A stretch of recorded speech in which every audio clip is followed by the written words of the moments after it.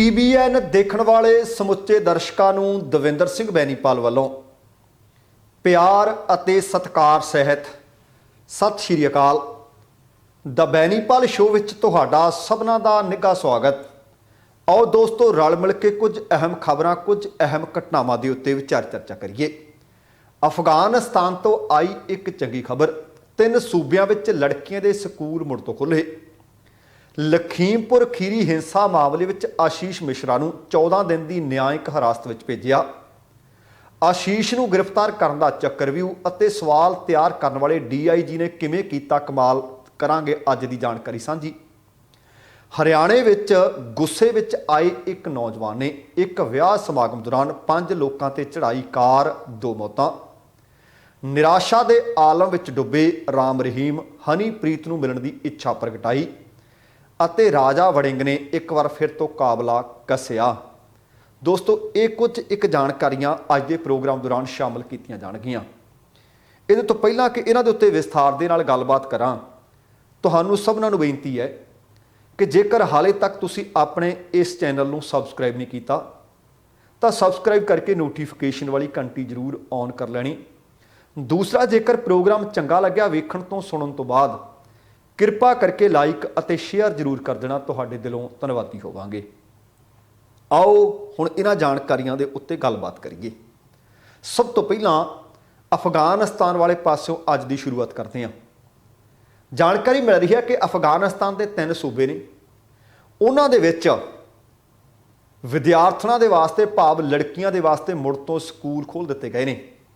जिहड़ी जानकारी मिली है उन्हां विच कंदूज, बल्ख ते सारे पुल, इन्हां सूबियां दे विच इन्हां 3 सूबियां दे विच विद्यार्थियों के वास्ते मुड़ स्कूल खोले गए हैं। सूबाई सिक्ख्या विभाग के मुखी ने जलील सैयद खिली उन्होंने दस्सिया कि लड़कियां के स्कूल खोले गए हैं। विद्यार्थियों ने बकायदा तौर पर स्कूलों के आना शुरू कर दिता है। उन्होंने ये भी दसिया कि पहला वांग नहीं कि विद्यार्थी और विद्यार्थियां इकट्ठे पढ़नगे। हुण विद्यार्थी और विद्यार्थियों के स्कूल वक्खो वक्खरे कर दिते गए हैं। इत्थे मैं दस दियां कि अफगानिस्तान दे विच तालिबान का कब्जा हो चुका है। उन्होंने सत्ता संभालण तो बाद विद्यार्थियों के स्कूल विच जाण ते मुड़ तो पाबंदी लगा दी गई सी।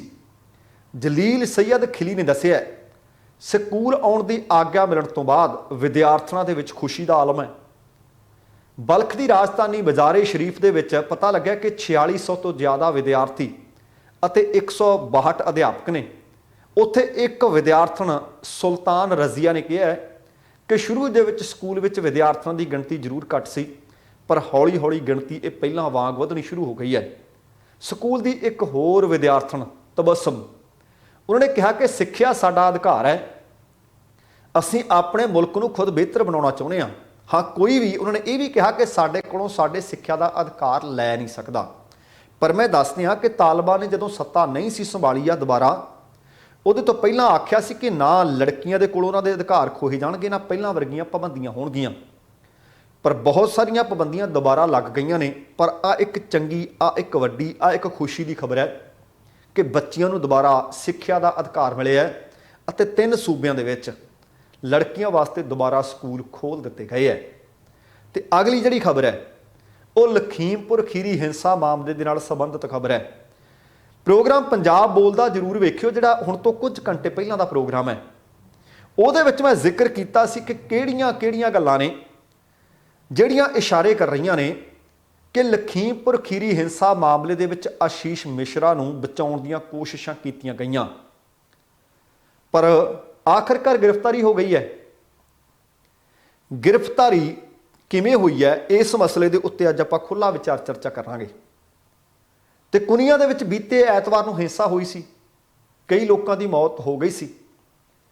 केंद्रीय गृह राज मंत्री अजय मिश्रा टेनी के पुत्र आशीष मिश्रा इहदे विच मुख दोषी ते हुण वो जेल भेज दिते गए ने। बीते शनिचरवार नूं क्राइम ब्रांच के दफ्तर दे विच सिट के सामने पेश होया सी। तकरीबन 12 घंटे की लंबी पुछगिछ हुई सी। फिर देर बाद रात 10:50 होए सी, तकरीबन 11 बजे के नेड़े तेड़ दस्सिया गया सी कि उन्होंने गिरफ्तार कर लिया गया। उहदा मैडिकल करवाउण तो बाद पुलिस ने रात ही मैजिस्ट्रेट के सामने पेश किया अते उन्हां दे आदेश से 14 दिन की न्यायिक हिरासत विच उन्हां नूं भेज दिता गया।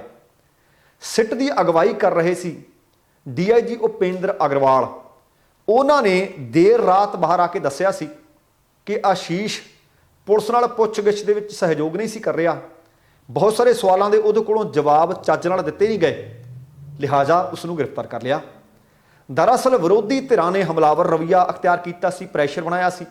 ਸੁਪਰੀਮ ਕੋਰਟ ਨੇ ਸਖਤ ਟਿੱਪਣੀਆਂ ਕੀਤੀਆਂ ਸੀ, ਤਾੜਨਾ ਕੀਤੀ ਸੀ। ਫਿਰ ਉਹਦੇ ਤੋਂ ਬਾਅਦ ਕੇਂਦਰੀ ਗ੍ਰਹਿ ਰਾਜ ਮੰਤਰੀ ਦੀ ਰਿਹਾਇਸ਼ ਤੇ ਜਾ ਕੇ ਨੋਟਿਸ ਚਪਕਾਏ ਗਏ ਸੀ।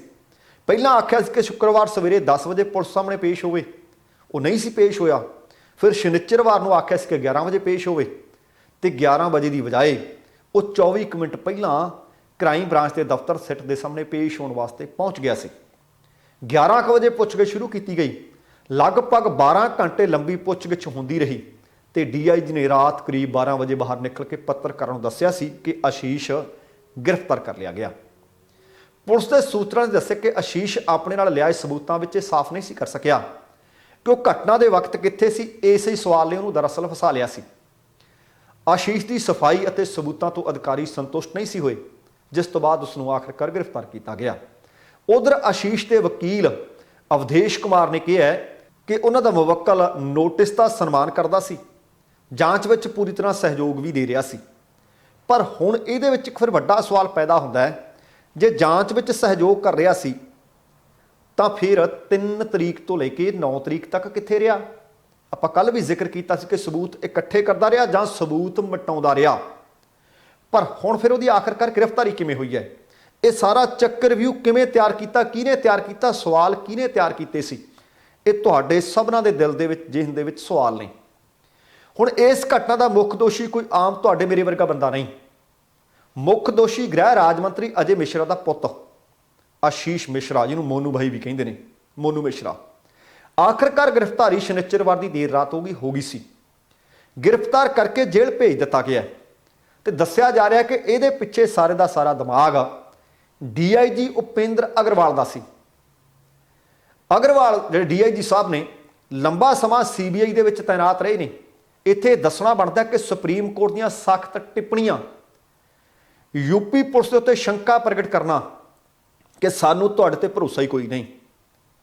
ਫਿਰ ਜਦੋਂ ਇਹ ਗੱਲਾਂ ਖੁੱਲ੍ਹ ਕੇ ਸਾਹਮਣੇ ਆਈਆਂ ਤਾਂ ਯੂਪੀ ਦੇ DGP ਨੇ ਸਾਲ 2005 ਬੈਚ ਦੇ ਪੁਲਿਸ ਦੇ ਵਿੱਚ ਜਿਹੜੇ ਅਫਸਰ ਨੇ DIG ਉਪੇਂਦਰ ਅਗਰਵਾਲ, ਉਹਨਾਂ ਨੂੰ ਸੱਦਿਆ ਤੇ ਉਹਨਾਂ ਨੂੰ ਇਹ ਜ਼ਿੰਮੇਵਾਰੀ ਦਿੱਤੀ।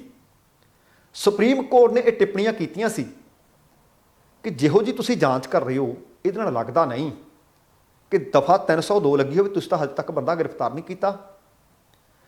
ਤੇ ਫਿਰ ਜਾਂਚ ਜਿਹੜੀ ਕਰ ਰਹੀ ਸੀ ਯੂਪੀ ਪੁਲਿਸ, ਉਹਦੇ ਤੋਂ ਸ਼ੱਕ ਹੋ ਰਿਹਾ ਸੀ ਕਿਉਂਕਿ IGC ਲਖਨਊ ਰੇਂਜ ਦੇ ਲక్ష్ਮੀ ਸਿੰਘ ਅਤੇ ਕੁਝ ਸਥਾਨਕ ਪੁਲਿਸ ਵਾਲੇ ਉਹ ਮੰਤਰੀ ਦੇ ਪਰਿਵਾਰ ਤੇ ਦਰਅਸਲ ਹੱਥ ਪਾਉਣੋਂ ਡਰ ਰਹੇ ਸੀ। ਸ਼ਾਇਦ ਇਹੋ ਹੀ ਕਾਰਨ ਸੀ ਸੁਪਰੀਮ ਕੋਰਟ ਨੇ ਸਖਤ ਟਿੱਪਣੀਆਂ ਕੀਤੀਆਂ ਸੀ। ਇਹ ਵੀ ਤੁਹਾਨੂੰ ਸ਼ਾਇਦ ਯਾਦ ਹੋਵੇ ਕਿ ਜਿਹੜੇ IG ਲਖਨਊ ਰੇਂਜ ਦੇ ਕਿਹਾ ਗਿਆ ਸੀ ਕਿ ਇਹ ਸਾਰਾ ਮਾਮਲਾ ਆਪਣੇ ਹੱਥਾਂ ਵਿੱਚ ਲੈ ਕੇ ਜਾਂਚ ਕਰਨਗੇ, ਉਹਨਾਂ ਨੇ ਆਸ਼ੀਸ਼ ਮਿਸ਼ਰਾ ਉਸ ਦਿਨ ਲਖੀਮਪੁਰ ਖੀਰੀ ਵਿੱਚ ਮੌਜੂਦ ਸੀ। ਇਹ ਸਭ ਕੁਝ ਹੋਣ ਦੇ ਬਾਵਜੂਦ ਮੀਡੀਆ ਨੇ ਜਦੋਂ ਪੁੱਛਿਆ ਕਿ ਗ੍ਰਿਫਤਾਰ ਨਹੀਂ ਕੀਤਾ, ਮਜਬੂਰੀ ਦੇ ਵਿੱਚ ਉਹਨਾਂ ਨੇ ਬਿਆਨ ਦਿੱਤਾ ਸੀ ਕਿ ਉਹ ਫਰਾਰ ਹੋ ਚੁੱਕਿਆ ਹੈ, ਉਹ ਇੱਥੇ ਹੈ ਨਹੀਂ। ਉਹਨਾਂ ਦੀ ਇਸ ਟਿੱਪਣੀ ਤੋਂ ਬਾਅਦ ਆਲਾ ਕਮਾਨ ਵੀ IG ਦੀ ਕਾਰਜਸ਼ੈਲੀ ਤੇ ਸ਼ੱਕ ਕਰ ਰਹੀ ਸੀ। ਇਸੇ ਹੀ ਕਾਰਜਸ਼ੈਲੀ ਨੂੰ ਆਧਾਰ ਬਣਾ ਕੇ ਮਾਨਯੋਗ ਸੁਪਰੀਮ ਕੋਰਟ ਨੇ ਕਿਹਾ ਸੀ ਕਿ ਸਾਨੂੰ ਨਹੀਂ ਲੱਗਦਾ ਕਿ ਯੂਪੀ ਪੁਲਿਸ ਇਸ ਮਸਲੇ ਦੇ ਵਿੱਚ ਅੱਗੇ ਤੱਕ ਵੱਧ ਸਕੇਗੀ। ਤੇ ਨਾਲ ਹੀ ਦੂਸਰੇ ਪਾਸੇ ਯੂਪੀ ਦੇ ਮੁੱਖ ਮੰਤਰੀ ਯੋਗੀ ਆਦਿੱਤਿਆਨਾਥ ਦਾ ਬਿਆਨ ਆ ਗਿਆ ਸੀ ਕਿ ਮੰਤਰੀ ਦੇ ਪਰਿਵਾਰ ਦੀ ਇਹਦੇ ਵਿੱਚ ਕੋਈ ਭੂਮਿਕਾ ਹੀ ਸਾਹਮਣੇ ਨਹੀਂ ਆਈ। ਜੇ ਵਿਰੋਧੀ ਧਿਰਾਂ ਸਾਡੇ ਤੇ ਦਬਾਅ ਬਣਾਉਂਦੀਆਂ ਨੇ, ਫਿਰ ਕੀ ਅਸੀਂ ਕਿਸੇ ਨੂੰ ਦੋਸ਼ੀ ਸਮਝ ਕੇ ਗ੍ਰਿਫਤਾਰ ਕਰ ਲਈਏ? ਇੰਝ ਗ੍ਰਿਫਤਾਰੀਆਂ ਨਹੀਂ ਹੁੰਦੀਆਂ। ਜਦੋਂ ਇੱਕ ਪਾਸੇ IG ਡਰ ਰਿਹਾ ਹੋਵੇ, ਲਖੀਮਪੁਰ ਖੀਰੀ ਦੇ ਵਿੱਚ ਆਸ਼ੀਸ਼ ਦੇ ਹੋਣ ਦੇ ਬਾਵਜੂਦ ਆਖ ਰਿਹਾ ਹੋਵੇ ਕਿ ਉਹ ਫਰਾਰ ਹੋ ਗਿਆ, ਤੇ ਦੂਸਰੇ ਪਾਸੇ ਉਤੋਂ ਦਾ ਯੂਪੀ ਦਾ ਮੁੱਖ ਮੰਤਰੀ ਕਹਿ ਰਿਹਾ ਹੋਵੇ ਕਿ ਮੰਤਰੀ ਦੇ ਪਰਿਵਾਰ ਦਾ ਇਹਦੇ ਵਿੱਚ ਹੱਥ ਕੋਈ ਨਹੀਂ, ਤੇ ਜਿਹੜਾ ਕੋਈ ਅਫਸਰ ਚਾਹੁੰਦਾ ਸੀ ਉਹ ਸਗੋਂ ਹੋਰ ਬੈਕਫੁੱਟ ਤੇ ਆ ਗਿਆ ਸੀ। ਹੁਣ ਇੱਕ ਪਹਿਲੂ ਨਹੀਂ, ਇਹਦੇ ਵਿੱਚ ਸੰਯੁਕਤ ਕਿਸਾਨ ਮੋਰਚੇ ਨੇ ਜਿਹੜੇ ਪ੍ਰੋਗਰਾਮ ਉਲੀਕ ਦਿੱਤੇ ਸੀ, ਵਿਰੋਧੀ ਪਾਰਟੀਆਂ ਜਿੰਨੀਆਂ ਵੀ ਨੇ ਲਗਾਤਾਰ ਪ੍ਰੈਸ਼ਰ ਬਣਾ ਰਹੀਆਂ ਸੀ, ਤੇ ਉੱਪਰੋਂ ਦੀ ਸੁਪਰੀਮ ਕੋਰਟ ਦੀਆਂ ਤਲਖ ਤੇ ਸਖਤ ਟਿੱਪਣੀਆਂ ਆ ਗਈਆਂ ਸੀ। ਤੇ ਨਾਲ ਯੂਪੀ ਦੇ ਵਿੱਚ ਚੋਣਾਂ ਨੇੜੇ ਨੇ ਤੇ ਯੂਪੀ ਦਾ ਕਿਤੇ ਮਾਹੌਲ ਖਰਾਬ ਨਾ ਹੋ ਜਾਏ, ਇਹ ਸਾਰੀਆਂ ਚੀਜ਼ਾਂ ਨੂੰ ਮੱਦੇ ਨਜ਼ਰ ਰੱਖਦਿਆਂ ਤੇ ਨਾਲ ਡੀਜੀਪੀ ਨੂੰ ਸੀਬੀਆਈ ਦੀ ਜਾਂਚ ਤਾਂ ਜਦੋਂ ਉੱਥੇ ਗੱਲ ਚੱਲੀ, ਸੀਬੀਆਈ ਦੀ ਗੱਲ ਚੱਲੀ, ਡੀਜੀਪੀ ਦੀ ਗੱਲ ਚੱਲੀ, ਤਾਂ ਮਾਨਯੋਗ ਅਦਾਲਤ ਨੇ ਕਿਹਾ ਸੀ ਕਿ ਡੀਜੀਪੀ ਨੂੰ ਅਸੀਂ ਕਹਿੰਦੇ ਹਾਂ ਕਿ ਭਾਵੇਂ ਜਾਂਚ ਤਾਂ ਤੁਸੀਂ ਨਹੀਂ ਚੱਜ ਨਾਲ ਕਰ ਸਕਦੇ, ਪਰ ਸਬੂਤ ਸੰਭਾਲ ਕੇ ਰੱਖੇ ਜਾਣ। ਫਿਰ ਡੀਜੀਪੀ ਨੇ ਸੋਚਿਆ ਕਿ ਕਿਉਂ ਨਾ ਇਸ ਮਸਲੇ ਦੇ ਉੱਤੇ ਚੱਜ ਨਾਲ ਕਾਰਵਾਈ ਕੀਤੀ ਜਾ ਸਕੇ। ਉਹਨਾਂ ਨੇ ਫਿਰ ਸੀਬੀਆਈ ਦੇ ਵਿੱਚ ਲੰਬਾ ਤਜਰਬਾ ਰੱਖਣ ਵਾਲੇ ਡੀਆਈਜੀ ਉਪੇਂਦਰ ਅਗਰਵਾਲ ਨੂੰ ਇਹ ਜ਼ਿੰਮੇਵਾਰੀ ਦਿੱਤੀ। ਉਪੇਂਦਰ ਅਗਰਵਾਲ ਨੇ ਦੱਸਿਆ ਜਾ ਰਿਹਾ ਹੈ ਕਿ ਭਾਵੇਂ ਉਹਨਾਂ ਨੂੰ ਇਹ ਜ਼ਿੰਮਾ ਹਾਲੇ ਦਿੱਤਾ ਵੀ ਨਹੀਂ ਸੀ ਗਿਆ, ਪਰ ਉਹਨਾਂ ਨੇ ਉਹਦੇ ਤੋਂ ਪਹਿਲਾਂ ਹੀ ਬਹੁਤ ਸਾਰੇ ਪਹਿਲੂਆਂ ਦੇ ਉੱਤੇ ਬਰੀਕੀ ਦੇ ਨਾਲ ਇਹਦੇ ਉੱਤੇ ਜਾਂਚ ਕੀਤੀ ਸੀ ਤੇ ਆਪਣੇ ਲੰਬੇ ਤਜਰਬੇ ਦੇ ਨਾਲ ਉਹਨਾਂ ਨੇ ਸਵਾਲਾਂ ਦੀ ਇੱਕ ਲਿਸਟ ਤਿਆਰ ਕੀਤੀ ਸੀ। ਉਹਨਾਂ ਨੂੰ ਪਤਾ ਸੀ ਕਿ ਜਿਸ ਤਰ੍ਹਾਂ ਦੇ ਮੈਂ ਸਵਾਲ ਤਿਆਰ ਕੀਤੇ ਹੈ, ਜੇਕਰ ਆਸ਼ੀਸ਼ ਬਿਲਕੁਲ ਸੱਚਾ ਨਹੀਂ ਹੈ ਤੇ ਉਹ ਇਹ ਸਵਾਲਾਂ ਦੇ ਜਵਾਬ ਨਹੀਂ ਦੇ ਸਕਦਾ। ਆਪਣੀ ਤਰਕੀਬ ਦੇ ਅਨੁਸਾਰ ਪੁੱਛ ਪੜਤਾਲ ਸ਼ੁਰੂ ਕਰ ਦਿੱਤੀ ਗਈ ਤੇ ਇਸੇ ਕਰਕੇ 12 ਘੰਟੇ ਦੇ ਨੇੜੇ ਤੇੜ ਪੁੱਛ ਪੜਤਾਲ ਹੁੰਦੀ ਰਹੀ ਤਾਂ ਕਿ ਦੋਸ਼ੀ ਬੇਫਿਕਰ ਹੋ ਜਾਵੇ। ਡੀਆਈਜੀ ਆਪਣੇ ਸਵਾਲਾਂ ਦੇ ਅਨੁਸਾਰ, ਆਪਣੇ ਤਜਰਬੇ ਦੇ ਅਨੁਸਾਰ ਪੂਰਾ ਭਰੋਸਾ ਰੱਖਦੇ ਸੀ ਤੇ ਇਸੇ ਹੀ ਕਾਰਨ ਇਹੀ ਚੱਕਰਵਿਊਹ ਸੀ ਕਿ ਇਹ ਨਹੀਂ ਕਿਹਾ ਗਿਆ ਕਿ ਆਸ਼ੀਸ਼ ਮਿਸ਼ਰਾ ਇਕੱਲਾ ਆਵੇ। ਉਹਨਾਂ ਦਾ ਵਕੀਲ ਵੀ ਨਾਲ ਸੀ, ਮੰਤਰੀ ਦੇ ਪ੍ਰਤੀਨਿਧ ਵੀ ਉਹਨਾਂ ਦੇ ਨਾਲ ਮੌਜੂਦ ਰਹੇ ਤਾਂ ਕਿ ਹਰ ਇੱਕ ਸਵਾਲ ਉਹਨਾਂ ਦੀ ਮੌਜੂਦਗੀ ਦੇ ਵਿੱਚ ਆਸ਼ੀਸ਼ ਨੂੰ ਪੁੱਛਿਆ ਜਾਵੇ। ਡੀਆਈਜੀ ਇਹ ਦੱਸਣਾ ਚਾਹੁੰਦੇ ਸੀ ਦਰਅਸਲ ਕਿ ਮੰਤਰੀ ਦਾ ਆਪਣਾ ਪ੍ਰਤੀਨਿਧ, ਉਹਨਾਂ ਦਾ ਵਕੀਲ ਖੁਦ ਇਹ ਗਵਾਹੀ ਦੇਣ ਕਿ ਆਸ਼ੀਸ਼ ਨੂੰ ਬਿਲਕੁਲ ਸਵਾਲ ਕੀਤੇ ਗਏ, ਸਾਡੇ ਸਾਹਮਣੇ ਕੀਤੇ ਗਏ, ਪਰ ਜਿਹੜੇ ਸਵਾਲ ਕੀਤੇ ਗਏ ਸੀ ਆਸ਼ੀਸ਼ ਉਹਨਾਂ ਸਵਾਲਾਂ ਦੇ ਜਵਾਬ ਦੇ ਨਹੀਂ ਸਕਿਆ। ਡੀਆਈਜੀ ਉਪੇਂਦਰ ਅਗਰਵਾਲ ਜਿਵੇਂ ਚਾਹੁੰਦੇ ਸੀ ਤਕਰੀਬਨ ਆਖਰ ਤੱਕ ਉਵੇਂ ਹੁੰਦਾ ਗਿਆ।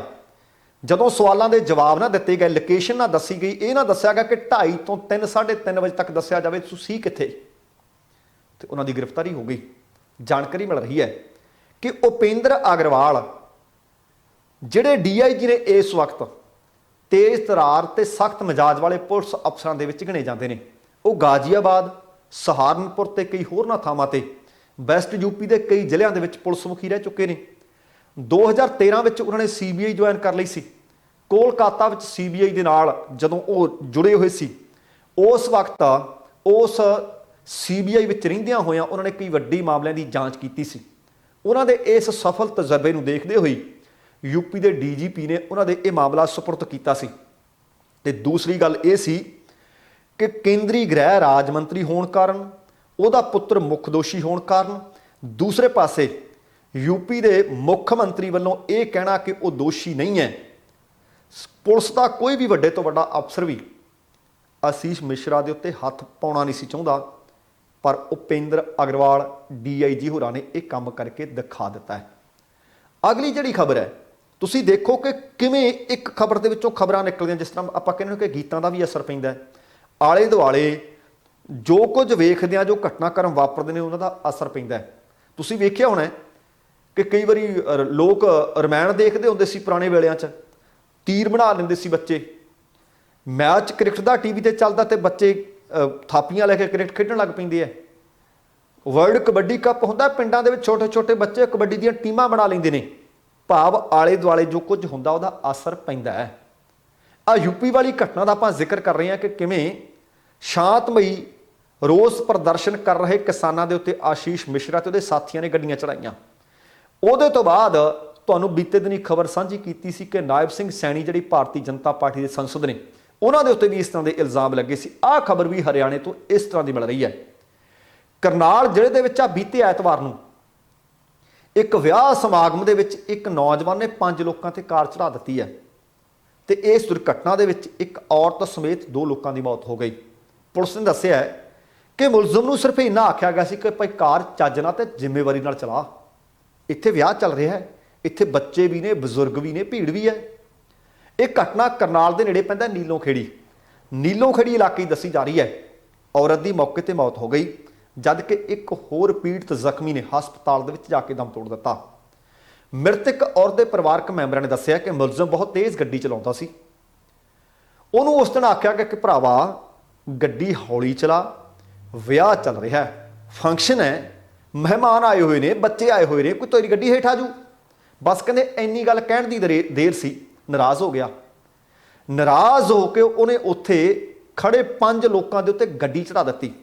ਮ੍ਰਿਤਕ ਔਰਤ ਦੇ ਭਤੀਜੇ ਵਿਜੇ ਕੁਮਾਰ ਨੇ ਦੱਸਿਆ ਕਿ ਅਸੀਂ ਉਹਨੂੰ ਸਿਰਫ ਗੱਡੀ ਧਿਆਨ ਨਾਲ ਚਲਾਉਣ ਵਾਸਤੇ ਕਿਹਾ, ਇਹਦੇ ਤੋਂ ਬਾਅਦ ਕੋਈ ਗਾਲ ਨਹੀਂ, ਕੋਈ ਦੁੱਪੜ ਨਹੀਂ। ਪਰ ਉੱਥੇ ਤੁਸੀਂ ਦੇਖੋ ਕਈ ਵਾਰੀ ਆਪਾਂ ਕਹਿੰਦੇ ਹਾਂ ਕਿ ਭਾਈ ਤੱਤਾ ਖੂਨ ਸੀ, ਨੌਜਵਾਨ ਸੀ, ਉੱਥੇ ਇਸ ਮੁਲਜ਼ਮ ਦਾ ਪਿਤਾ ਵੀ ਖੜਾ ਸੀ। ਪਿਤਾ ਨੇ ਦੇਖੋ ਕੀ ਆਖਿਆ, ਉਹ ਕਹਿੰਦਾ ਵੀ ਦੇਖੋ ਜਿਵੇਂ ਮੇਰਾ ਪੁੱਤ ਚਾਹੂਗਾ ਉਵੇਂ ਗੱਡੀ ਚੱਲੂਗੀ। ਇੰਨੀ ਸੁਣ ਕੇ ਇਸ ਵਿਅਕਤੀ ਨੇ ਆਪਣੀ ਕਾਰ ਦੇ ਪਿੱਛੇ ਨੂੰ ਕੀਤੀ ਤੇ ਫਿਰ ਅੱਗੇ ਕੀਤੀ ਤੇ ਗੱਡੀ ਲੋਕਾਂ ਤੇ ਚੜਾ ਦਿੱਤੀ। 2 ਮੌਤਾਂ ਹੋ ਗਈਆਂ ਨੇ। ਹੁਣ ਤੁਸੀਂ ਦੇਖੋ ਕਿ ਲੋਕਾਂ ਦੇ ਵਿੱਚ ਗੁੱਸਾ, ਅੱਗ ਦੀਆਂ ਨਾਲਾਂ ਤੁਰੀਆਂ ਫਿਰਦੀਆਂ ਨੇ। ਕਿਸ ਨੂੰ ਇਹ ਵੀ ਨਹੀਂ ਕਿਹਾ ਜਾਂਦਾ ਕਿ ਭਾਈ ਚੱਜ ਨਾਲ ਗੱਡੀ ਚਲਾ ਲੈ, ਇੱਥੇ ਬੱਚੇ ਨੇ, ਇੱਥੇ ਬਜ਼ੁਰਗ ਨੇ, ਇੱਥੇ ਮਹਿਮਾਨ ਆਏ ਹੋਏ ਨੇ, ਝੁਣ ਬੈਠਾ ਰਹੂ ਅੰਦਰ। ਹੁਣ ਅੰਦਰ ਗੱਡੀ ਕਿਹੜੀ ਚਲਾਊ ਇਹ ਤੁਹਾਨੂੰ ਵੀ ਪਤਾ ਹੈ। ਅਗਲੀ ਖਬਰ ਹੈ ਡੇਰਾ ਮੁਖੀ ਗੁਰਮੀਤ ਰਾਮ ਰਹੀਮ ਨਾਲ ਜੁੜੀ ਹੈ। 12 ਤਰੀਕ ਨੂੰ ਉਹਨਾਂ ਦੀ ਕਿਸਮਤ ਦਾ ਫਿਰ ਇੱਕ ਵਾਰੀ ਫੈਸਲਾ ਹੋਣਾ ਹੈ। ਦੋਸ਼ੀ ਠਹਿਰਾ ਦਿੱਤੇ ਗਏ ਨੇ ਡੇਰਾ ਮੁਖੀ। ਪਤਾ ਲੱਗਿਆ ਕਿ ਦੋਸ਼ੀ ਠਹਿਰਾਏ ਜਾਣ ਤੋਂ ਬਾਅਦ ਇੱਕ ਵਾਰੀ ਫਿਰ ਤੋਂ ਬੁਰੀ ਤਰ੍ਹਾਂ ਟੁੱਟ ਗਿਆ ਗੁਰਮੀਤ ਰਾਮ ਰਹੀਮ। ਨਿਰਾਸ਼ਾ ਦੇ ਦੌਰ ਦੇ ਵਿੱਚੋਂ ਗੁਜ਼ਰ ਰਿਹਾ ਗੁਰਮੀਤ ਰਾਮ ਰਹੀਮ। ਪਤਾ ਲੱਗਿਆ ਕਿ ਬੀਤੇ 2 ਦਿਨ ਤੋਂ ਠੀਕ ਤਰ੍ਹਾਂ ਨਾਲ ਖਾਣਾ ਵੀ ਨਹੀਂ ਖਾ ਰਿਹਾ, ਰਾਤ ਨੂੰ ਚੱਜ ਨਾਲ ਸੌਂ ਵੀ ਨਹੀਂ ਰਿਹਾ। ਤੇ ਇਹ ਵੀ ਤੁਹਾਨੂੰ ਯਾਦ ਹੋਣਾ ਹੈ ਕਿ ਜਿਣਸੀ ਸ਼ੋਸ਼ਣ ਮਾਮਲੇ ਦੇ ਵਿੱਚ ਸੁਨਾਰੀਆ ਜੇਲ੍ਹ ਦੇ ਵਿੱਚ 20 ਸਾਲ ਦੀ ਸਜ਼ਾ ਕੱਟ ਰਿਹਾ ਹੈ। ਤੇ ਹੁਣ ਡੇਰੇ ਦੇ ਸਾਬਕਾ ਮੈਨੇਜਰ ਰਣਜੀਤ ਸਿੰਘ ਕਤਲ ਦੇ ਕੇਸ ਵਿੱਚ ਉਹਨਾਂ ਨੂੰ ਦੋਸ਼ੀ ਠਹਿਰਾ ਦਿੱਤਾ ਗਿਆ ਹੈ। ਸੂਤਰ ਦੱਸ ਰਹੇ ਨੇ ਕਿ ਰਣਜੀਤ ਸਿੰਘ ਕਤਲ ਕੇਸ ਦੇ ਵਿੱਚ ਸਜ਼ਾ ਤੇ ਫੈਸਲਾ ਆਉਣ ਤੋਂ ਪਹਿਲਾਂ ਉਹਨਾਂ ਨੇ ਆਪਣੀ ਮਾਂ ਅਤੇ ਆਪਣੀ ਮੂੰਹ ਬੋਲੀ ਧੀ ਹਨੀਪ੍ਰੀਤ ਨੂੰ ਮਿਲਣ ਦੀ ਇੱਛਾ ਪ੍ਰਗਟਾਈ ਹੈ। ਪਰ ਇਹ ਵੀ ਖਬਰ ਮਿਲੀ ਹੈ ਕਿ ਇੱਛਾ ਪ੍ਰਗਟਾਈ ਹੈ ਕਿ ਮੈਂ ਆਪਣੀ ਮਾਂ ਨੂੰ ਤੇ ਹਨੀਪ੍ਰੀਤ ਨੂੰ ਮਿਲਣਾ ਚਾਹੁੰਦਾ ਹਾਂ। ਜੇਲ੍ਹ ਪ੍ਰਸ਼ਾਸਨ ਨੇ ਉਹਨਾਂ ਦੀ ਇਹ ਬੇਨਤੀ ਠੁਕਰਾ ਦਿੱਤੀ ਹੈ, ਇਨਕਾਰ ਕਰ ਦਿੱਤਾ ਹੈ। ਉਹ ਕਹਿੰਦੇ ਸਜ਼ਾ 12 ਅਕਤੂਬਰ ਨੂੰ ਸੁਣਾਈ ਜਾਣੀ ਹੈ। ਫੈਸਲਾ ਆਉਣ ਦੇ ਮੱਦੇਨਜ਼ਰ ਜ਼ਿਲ੍ਹੇ ਦੇ ਵਿੱਚ ਸੁਰੱਖਿਆ ਦੇ ਪੁਖਤਾ ਪ੍ਰਬੰਧ ਕਰ ਦਿੱਤੇ ਗਏ ਹੈ। ਵੱਖੋ-ਵੱਖ ਥਾਵਾਂ ਤੇ ਨਾਕਾਬੰਦੀ ਕਰ ਦਿੱਤੀ ਗਈ ਹੈ। ਡੇਰਾ ਮੁਖੀ ਦੀਆਂ ਮੁਸ਼ਕਲਾਂ ਤਾਂ ਵੱਧ ਗਈਆਂ ਨੇ ਕਿਉਂਕਿ ਰਾਮ ਰਹੀਮ ਇੱਕ ਹੋਰ ਕੇਸ ਦੇ ਵਿੱਚ ਦੋਸ਼ੀ ਠਹਿਰਾ ਦਿੱਤਾ ਗਿਆ। ਹੁਣ ਰਣਜੀਤ ਸਿੰਘ ਕਤਲ ਕੇਸ ਦੇ ਵਿੱਚ ਦੋਸ਼ੀ ਠਹਿਰਾਏ ਜਾਣ ਤੋਂ ਬਾਅਦ ਲਗਾਤਾਰ ਉਹ ਬੇਚੈਨੀ ਮਹਿਸੂਸ ਕਰ ਰਿਹਾ ਹੈ। ਅਦਾਲਤ ਦਾ ਫੈਸਲਾ CBI ਦੀ ਅਦਾਲਤ ਸੀ। ਇਹਦੇ ਤੋਂ ਪਹਿਲਾਂ ਵੀ CBI ਦੀ ਅਦਾਲਤ ਨੇ ਉਹਨਾਂ ਦੇ ਖਿਲਾਫ ਜਿਹੜੀ ਇਹ ਮੁਕੱਦਮਾ ਚਲਾਈ, ਸਜ਼ਾ ਸੁਣਾਈ ਸੀ। 2017 ਤੋਂ ਸੁਨਾਰੀਆ ਜੇਲ੍ਹ ਦੇ ਵਿੱਚ ਬੰਦ ਹੈ। ਪਰ ਆਹ ਜਿਹੜਾ ਕੇਸ ਸੀ ਰਾਮ ਰਹੀਮ ਦੇ ਸਮੇਤ 5 ਮੁਲਜ਼ਮਾਂ ਨੂੰ ਦੋਸ਼ੀ ਕਰਾਰ ਦਿੱਤਾ ਗਿਆ ਹੈ। 12 ਅਕਤੂਬਰ ਨੂੰ CBI ਦੀ ਵਿਸ਼ੇਸ਼ ਅਦਾਲਤ ਨੇ ਇਹਨਾਂ ਦੋਸ਼ੀਆਂ ਦੇ ਖਿਲਾਫ ਸਜ਼ਾ ਦਾ ਐਲਾਨ ਕਰ ਦੇਣਾ ਹੈ। ਹੁਣ ਦੋਸ਼ ਰਣਜੀਤ ਸਿੰਘ ਦੇ ਕਤਲ ਦਾ ਸੀ। ਹੁਣ ਉਹਨਾਂ ਦੇ ਨਾਲ ਕ੍ਰਿਸ਼ਨ ਲਾਲ, ਜਸਵੀਰ, ਸ਼ਬਦੀਲ ਤੇ ਅਵਤਾਰ ਸਿੰਘ ਇਹ ਦੋਸ਼ੀ ਠਹਿਰਾਏ ਗਏ ਨੇ। ਹੁਣ 2 ਸਜ਼ਾਵਾਂ ਉਹਨਾਂ ਨੂੰ ਪਹਿਲਾਂ ਹੋ ਚੁੱਕੀਆਂ ਨੇ। ਇੱਕ ਤਾਂ ਜਿਹੜਾ ਜਿਨਸੀ ਸ਼ੋਸ਼ਣ ਦਾ ਮਾਮਲਾ 20 ਸਾਲ ਦੀ ਸਜ਼ਾ ਹੈ। ਉਹਦੇ ਤੋਂ ਬਾਅਦ ਪੱਤਰਕਾਰ ਛਤਰਪਤੀ ਦੀ ਜਿਹੜੀ ਕਤਲ ਹੋਇਆ ਸੀ, ਹੱਤਿਆ ਹੋਈ ਸੀ, ਉਸ ਮਾਮਲੇ ਦੇ ਵਿੱਚ ਉਹਨਾਂ ਨੂੰ ਉਮਰ ਕੈਦ ਦੀ ਸਜ਼ਾ ਸੁਣਾਈ ਹੋਈ ਹੈ। ਹੁਣ ਉਮਰ ਕੈਦ ਦੀ ਸਜ਼ਾ ਹਲੇ ਚੱਲਣੀਆਂ ਪਹਿਲਾਂ 20 ਸਾਲ ਪੂਰੀ ਹੋਊਗੀ। 12 ਅਕਤੂਬਰ ਦਾ ਦਿਨ ਇੱਕ ਵਾਰ ਫਿਰ ਤੋਂ ਇੱਕ ਵੱਡਾ ਦਿਨ ਹੋਏਗਾ ਕਿ ਪਹਿਲੇ 20 ਸਾਲ ਫਿਰ ਉਮਰ ਕੈਦ ਤੇ ਰਣਜੀਤ ਸਿੰਘ ਕਤਲ ਕੇਸ ਦੇ ਵਿੱਚ ਦੇਖੋ ਕਿ ਕਿਹੋ ਜੀ ਸਜ਼ਾ ਸੁਣਾਈ ਜਾਂਦੀ ਹੈ। ਪਰ ਉਮੀਦ ਹੈ ਕਿ ਸਜ਼ਾ ਸਖਤ ਹੋਏਗੀ। ਪਰ ਦੂਸਰੇ ਪਾਸੇ ਇਹ ਵੀ ਖਬਰਾਂ ਮਿਲ ਰਹੀਆਂ ਨੇ ਕਿ ਡੇਰੇ ਵਾਲੇ ਪ੍ਰੇਮੀ ਨੇ ਜਿਹੜੇ ਉਹ ਇਸ ਫੈਸਲੇ ਨੂੰ ਹਾਈ ਕੋਰਟ ਦੇ ਵਿੱਚ ਚੁਣੌਤੀ ਦੇਣ ਦੇ ਬਾਬਤ ਵਿਉਂਤਬੰਦੀ ਵੀ ਕਰ ਰਹੇ ਹੈ। ਤੇ ਅਗਲੀ ਖਬਰ ਪੰਜਾਬ ਦੀ ਸਿਆਸਤ ਦੇ ਨਾਲ ਜੁੜੀ ਹੈ ਤੇ ਸੁਧਾਰਾਂ ਨਾਲ ਜੁੜੀ ਹੈ। ਗਿੱਦੜਬਾਹਾ ਤੋਂ ਵਿਧਾਇਕ ਨੇ ਅਤੇ ਨਵੇਂ ਟਰਾਂਸਪੋਰਟ ਮੰਤਰੀ ਨੇ ਅਮਰਿੰਦਰ ਸਿੰਘ ਰਾਜਾ ਵੜਿੰਗ। ਉਹਨਾਂ ਨੇ ਆਪਣੇ ਹਲਕੇ ਗਿੱਦੜਬਾਹਾ ਦੇ ਵਿੱਚ PRTC ਦਾ ਸਬ ਡਿਪੂ ਖੋਲ੍ਹਣ ਦੇ ਆਦੇਸ਼ ਜਾਰੀ ਕਰ ਦਿੱਤੇ ਨੇ। ਇਹ ਦੱਸਣਾ ਬਣਦਾ ਹੈ ਕਿ ਪੰਜਾਬ ਦੇ ਵਿੱਚ ਹੁਣ ਗਿੱਦੜਬਾਹਾ ਇੱਕੋ ਇੱਕ ਅਜਿਹਾ ਹਲਕਾ ਹੋਊ ਜਿੱਥੇ PRTC ਦਾ ਸਬ ਡਿਪੂ ਹੋਵੇਗਾ। ਇਸ ਤੋਂ ਪਹਿਲਾਂ ਪੂਰੇ ਪੰਜਾਬ ਭਰ ਦੇ ਵਿੱਚ PRTC ਤੇ ਪੈਪਸੂ ਤੇ ਪੰਜਾਬ ਰੋਡਵੇਜ਼ ਦਾ ਕੋਈ ਵੀ ਸਬ ਡਿਪੂ ਹੈ ਨਹੀਂ। ਰਾਜਾ ਵੜਿੰਗ ਨੇ ਟਰਾਂਸਪੋਰਟ ਮੰਤਰੀ ਬਣਦੇ ਹੀ ਕੁਝ ਇਸ ਤਰ੍ਹਾਂ ਦੇ ਸਖਤ ਕਦਮ ਚੁੱਕੇ ਨੇ ਜਿਹਦੇ ਨਾਲ ਵਿਰੋਧੀਆਂ ਨੂੰ ਅਤੇ ਟਰਾਂਸਪੋਰਟ ਮਾਫੀਆ ਵਾਲਿਆਂ ਨੂੰ ਭਾਜੜਾਂ ਪਈਆਂ ਨੇ। ਖਬਰਾਂ ਨੇ ਕਿ ਬਾਦਲ ਪਰਿਵਾਰ ਤੇ ਉਹਨਾਂ ਦੇ ਨਜ਼ਦੀਕੀਆਂ ਦੀਆਂ ਬੱਸਾਂ ਤੇ ਲਗਾਤਾਰ ਸ਼ਿਕੰਜਾ ਕੱਸਿਆ ਜਾ ਰਿਹਾ ਹੈ। ਬੀਤੇ ਕੁਝ ਦਿਨਾਂ ਤੋਂ ਲਗਾਤਾਰ ਬਿਨਾਂ ਪਰਮਿਟ ਦੇ ਚੱਲਣ ਵਾਲੀਆਂ, ਟੈਕਸ ਚੋਰੀ ਕਰਕੇ ਚਲਾਉਣ ਵਾਲੀਆਂ ਬੱਸਾਂ ਦੇ ਚਲਾਨ ਕੀਤੇ ਜਾ ਰਹੇ ਨੇ ਤੇ ਉਹਨਾਂ ਨੂੰ ਇੰਪਾਊਂਡ ਕੀਤਾ ਜਾ ਰਿਹਾ, ਉਹਨਾਂ ਨੂੰ ਫੜਿਆ ਜਾ ਰਿਹਾ, ਕਬਜ਼ੇ ਵਿੱਚ ਲਿਆ ਜਾ ਰਿਹਾ ਹੈ। ਇਹਨਾਂ 'ਚ ਜ਼ਿਆਦਾਤਰ ਬੱਸਾਂ ਬਾਦਲ ਪਰਿਵਾਰ ਦੇ ਕਰੀਬੀਆਂ ਦੀਆਂ ਦੱਸੀਆਂ ਜਾ ਰਹੀਆਂ ਨੇ। ਤੇ ਹੁਣ ਰਾਜਾ ਵੜਿੰਗ ਨੇ ਬਾਦਲ ਪਰਿਵਾਰ ਦੇ ਰਿਸ਼ਤੇਦਾਰ ਵੀ ਨੇ, ਉਹਨਾਂ ਦੇ ਨਜ਼ਦੀਕੀ ਨੇ ਡਿੰਪੀ ਢਿੱਲੋਂ, ਉਹਨਾਂ ਤੇ ਸ਼ਿਕੰਜਾ ਕੱਸਣ ਦੀਆਂ ਤਿਆਰੀਆਂ ਕੀਤੀਆਂ ਹੋਈਆਂ ਨੇ।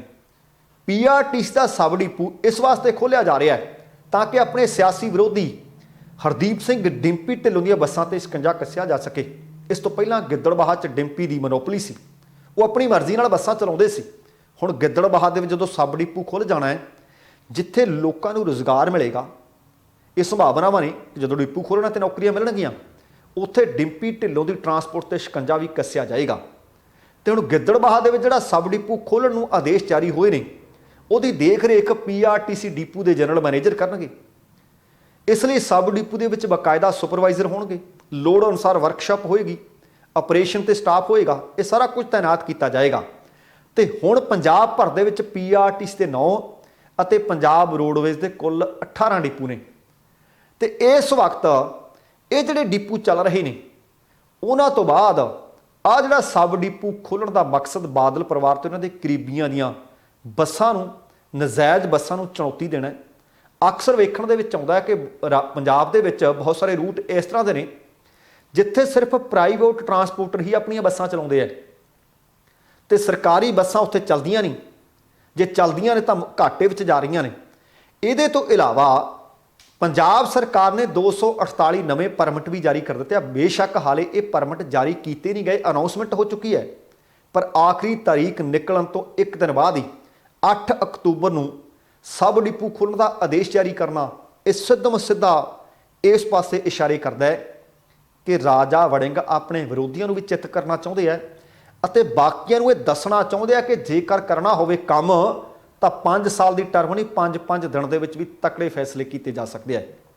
यह भी पता है कि गिद्दड़बाहा तो शाम को गोनेआणा बादल श्री मुक्तसर साहब जाने वास्ते कोई भी सरकारी बस नहीं चलती, क्योंकि डिंपी ढिल्लों दीआं उत्थे बसां चलदियां ने, डिंपी होरां दा दबदबा भी है, इस करके ज़्यादा उत्थे न्यू दीप कंपनी दीआं बसां ने। हुण जेकर उत्थे सब डिपू खुल जाता है तो उत्थे सरकारी बसां दा बदल लोकां नूं मिल जाना है। हुण वेखदे हां काम इहदे ते शुरू कर दिता गया है। आउण वाले समय दे विच टाइम टेबल किवें एडजस्ट किया जाता है, सरकारी बसां किन्नियां चलाईयां जांदियां ने, रोज़गार किन्ने लोकां नूं दित्ता जांदा है, जां सिर्फ ते सिर्फ ये बदला लऊ कार्रवाई है कि भाई तुसीं कांग्रेसी नूं कसदे सी, असीं अकालियां नूं कस देना है। पर बीते कई दिनों तो लगातार वो बसां फड़ियां जा रही, जब्त कीतियां जा रही ने, जिहड़ियां डिफाल्टर सी कंपनियां, जिन्हें टैक्स भरिया नहीं, टैक्स चोरी कर रहे सी।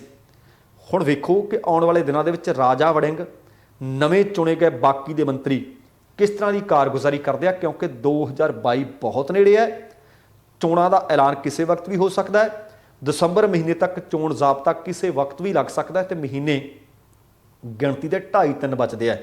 इन्हां 2.5-3 महीनों के वेखो कि किहड़ा विधायक, किहड़ा वजीर, मुख मंत्री, उप मुख मंत्री किहो जी कारगुजारी पेश करता है, तो उहदे आधार पर फिर अगली सरकार किहदी चुननी है, लोगों ने अपने आप मन बनाना है। सो दोस्तों, कुल मिला के ये सी अपना अज का प्रोग्राम। उम्मीद कर रहे हैं कि तुहानू चंगा लग्या होएगा।